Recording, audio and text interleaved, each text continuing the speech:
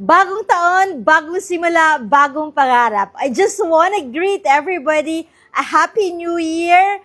Happy New Year po sa lahat. Happy 2026 po sa lahat po ng clients natin, employees natin, mga kasama natin, workmates natin, partners natin, lahat ng collaborators natin, and lahat po ng bumubuo ng IPAS Processing, IPAS Online Review and Mentoring Academy, IPAS PNLE Review Academy, at sa lahat po ng mga co-workmates natin, followers po natin, at sa lahat ng mga sumusuporta sa IPAS, sa buong IPAS family natin.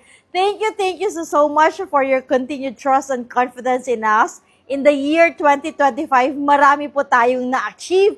And in the year 2026, we are filled with gratitude and as well as excitement sa bagong taon. And we hope that what you have planned for the 2026, ayan, ay matutupad talaga natin.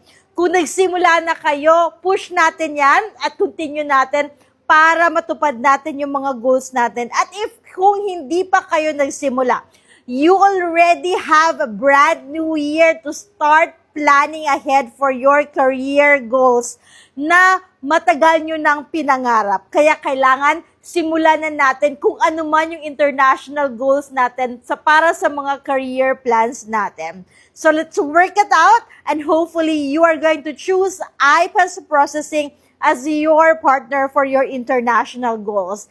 And I want to remind everybody na simula pa lang ng taon, January 2026, this second week of January, we will have a kick-off raffle. Simula pa lang ng taon, mamimigay na tayo ng blessing sa mga clients natin. So we will have a sponsorship for the raffle. You will have your raffle prizes that you can win.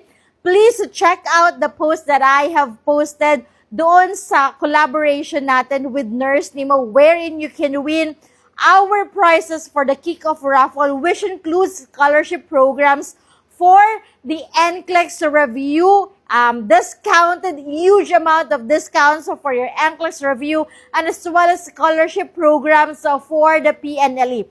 That's worth around, I think, 200,000 na pamimigay natin. Simula pa lang ng taon, bonggang-bongga ang pamimigay ni IPAS.